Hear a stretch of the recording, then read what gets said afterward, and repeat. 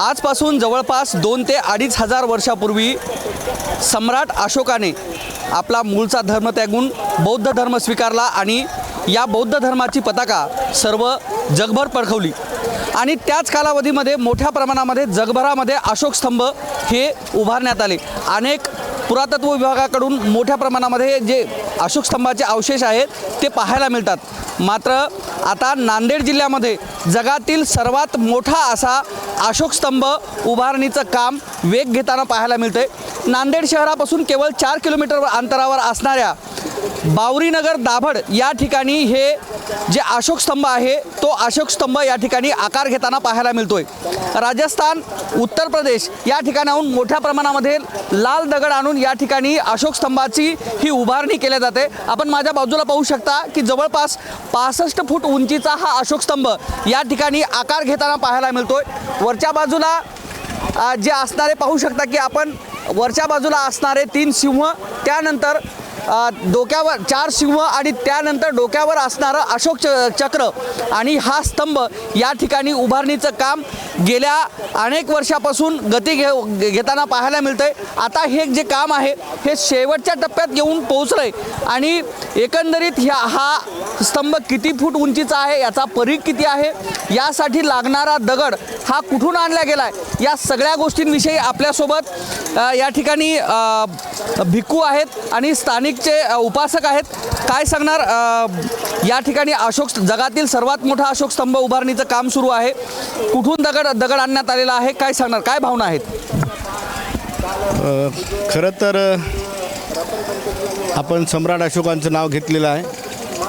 सम्राट अशोकांनी बुद्ध धम्माचा स्वीकार केल्यानंतर प्रथम त्यांनी बौद्ध तीर्थक्षेत्रांची यात्रा केलेली आहे, प्रवास केलेला आहे आणि प्रवास करून त्यांनी बुद्धगया, सारनाथ, लुंबिनी, कुशीनगर, कपिलवस्तू, श्रावस्ती या विविध बौद्ध तीर्थक्षेत्रांचं दर्शन घेतलेलं आहे आणि दर्शन घेऊन त्या ठिकाणी इथे भगवान बुद्धाचा जन्म झालेला आहे, इथे तथागतांना ज्ञानप्राप्ती झालेली आहे, तिथे तथागतांनी धम्मचक्र सूत्राचा उपदेश केलेला आहे, तिथे तथागतांनी कुशीनगरला महापरिनिर्वाण झालेला आहे, त्या ठिकाणी सम्राट अशोकांनी शिलालेख कोरलेले आहेत आणि तीच प्रेरणा घेऊन या महाविहार बावरीनगर दाभडचे मुख्य संयोजक 38व्या धम्म परिषदेचे मुख्य संयोजक डॉक्टर SP गायकवाड यांनी सुद्धा विविध अशा बौद्ध तीर्थक्षेत्रांची दर्शनांचे दर्शन घेतलेलं आहे आणि ती प्रेरणा घेऊन आपणही महाविहार बावरीनगर नांदेड दाभडला भव्य दिव्य स्वरूपामध्ये सम्राट अशोकाने ज्या पद्धतीनं सिंहस्तंभ कोरलेला आहे, अशोक स्तंभ कोरलेला आहे, त्याच धर्तीवरती तेवढ्याच मोठ्या प्रमाणामध्ये आपण सिंहस्तंभ कोरावा ही त्यांची प्रेरणा होती आणि म्हणून त्यांनी या ठिकाणी बाबासाहेब आंबेडकरांची जे आयुष्य बाबासाहेब आंबेडकरांना लाभलेलं आहे 65 वर्ष, त्या 65 वर्षाचा बाबासाहेब आंबेडकरांचा जीवन म्हणजे आयुष्य जगलेले आहेत त्या धर्तीवरती 65 फुटाचा हा सिंहस्तंभ आदरणीय महाउपासक डॉक्टर SP गायकवाड साहेबांनी या ठिकाणी कोरण्याचा संकल्प केलेला आहे आणि आपण तो आज समाजाला आणि येथील धम्म परिषदांच्या जनतेला आपण दाखवलेला आहे। संबंधित हा जो अशोक स्तंभ आहे हा जगातील सर्वात मोठा अशोक स्तंभ असल्याचा दावा केला जातोय। कोणत्या दृष्टिकोनातून? कारण जगभरामध्ये अशोक स्तंभाचे अवशेष पाहायला मिळतात, तर त्या तुलनेमध्ये हा जगातला सगळ्यात मोठा कसा होतो? यांची उंची, यांचा परीघ हा जो आहे तो जगातील सर्वात उंच असा मानला जातो आणि डॉक्टर साहेबांची ही तीच संकल्पना आहे।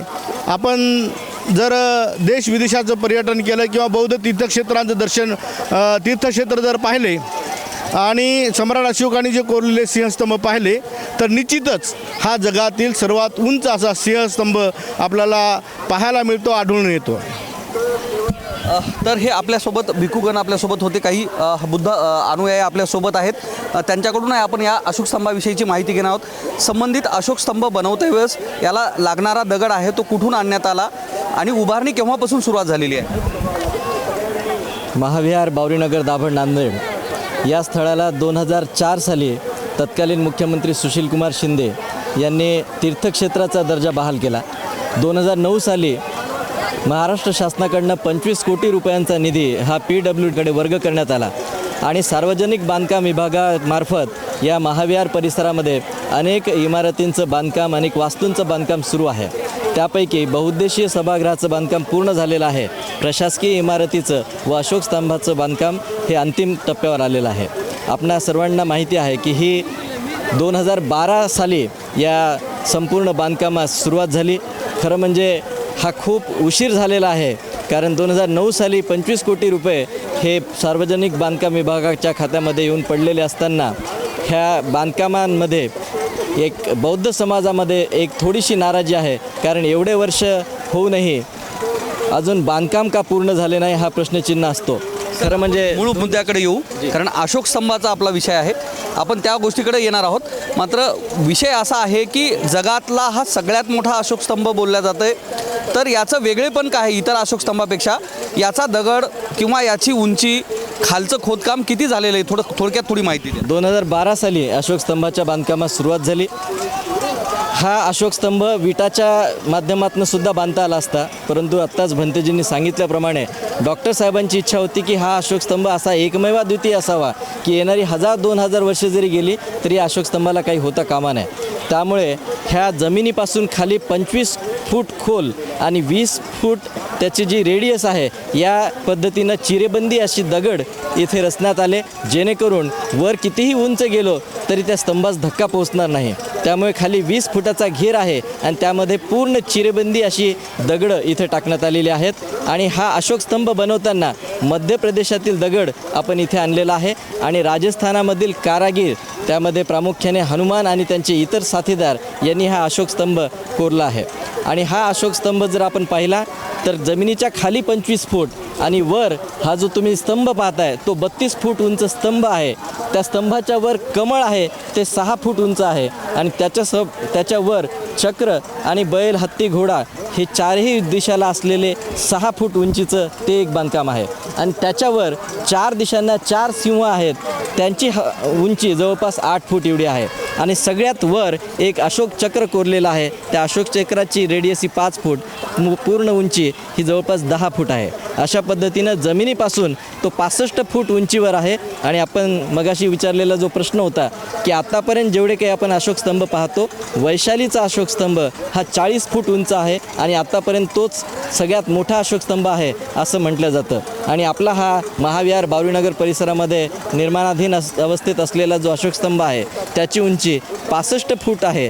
त्यामुळेच आमचा असा हा समज आहे, आम्हाला अशी ही भावना आहे की हा जगातला सर्वात मोठा अशोक स्तंभ होईल. नजीकच्या काळामध्ये त्याची जी काही प्रक्रिया असेल, प्रोसेस असेल ती पार निश्चित पडेलच आणि आपल्या सर्वांना माहिती पडेल की हाच अशोक स्तंभ हा जगामधला सगळ्यात उंच आणि मोठा अशोक स्तंभ असेल. निश्चितच जगातील सर्वात मोठा अशोक स्तंभ आता या ठिकाणी नांदेड जिल्ह्यामध्ये आकार घेताना पाहायला मिळतो. याचं जे काम आहे ते अंतिम टप्प्यात आल्याचं पाहायला मिळतं आहे. 2012 साली म्हणजे जवळपास 12 वर्षापूर्वी या अशोक स्तंभाचं बांधकाम सुरुवात करण्यात आली होती. डॉक्टर बाबासाहेब आंबेडकर यांच्या स्मृतिप्रित्यर्थ या ठिकाणी या अशोक स्तंभाचं बांधकाम करण्यात आलं आहे. जवळपास जे आजूबाजूचे राज्य ज्याच्यामध्ये राजस्थान असेल, मध्य प्रदेश असेल, त्या ठिकाणाहून हा लाल दगड या ठिकाणी आणण्यात आलेला आहे. जवळपास याचा परीघ जो आहे तो 9.5 मीटरचा परीघ आहे. म्हणजे जवळपास 19 ते फुटाच्या आसपास 29 फुटाच्या आसपास हा परीघ घेण्यात आला आहे. तर जमिनीखाली जवळपास 30 ते 35 फूट याचं खोदकाम करण्यात आले आहे. त्याच्यामध्ये सुद्धा लाल दगड आणि चुना याचा वापर करण्यात आला आहे. म्हणजे जेणेकरून हा अशोक स्तंभ हा हजारो वर्ष टिकला पाहिजे. तर याची जी जमिनीच्या वरची उंची आहे ती जवळपास 65 फुटाची ही उंची या ठिकाणी ठेवण्यात आलेली आहे. वरच्या बाजूला त्याचा जो परीघ आहे जवळपास 4 मीटरचा तो परीघ ठेवण्यात आलेला आहे, ज्यावर 4 सिंह, त्यानंतर बैल, घोडे, हाती या पद्धतीचे जे चिन्ह आहेत ते त्या ठिकाणी कोरण्यात आलेले आहेत. आणि वरच्या बाजूला हे अशोक स्तंभ, अशोक चक्र हे त्या ठिकाणी कोरल्याचं, विराजमान केल्याचं या ठिकाणी पाहायला मिळतं. दरवर्षी नांदेड शहरालगत असणाऱ्या बावरीनगर दाभड या ठिकाणी बौद्ध धम्म परिषद भरते. या ठिकाणी जवळपास 38 वर्षापासून ही बौद्ध धम्म परिषदेची सुरुवात झाली आहे. या ठिकाणी मोठ्या प्रमाणात जे बौद्ध अनुयायी अथवा धम्म अनुयायी या ठिकाणी येत असतात. जगभरातील भिक्खूगण या ठिकाणी येतात आणि धम्मदेशना येत असतात आणि याच ठिकाणी आता हा जगातील सर्वात मोठा अशोक स्तंभ हा आकार घेताना पाहायला मिळतोय. कॅमेरामन दीपकसह मी धनंजय सोळंके, मॅक्स महाराष्ट्र, नांदेड.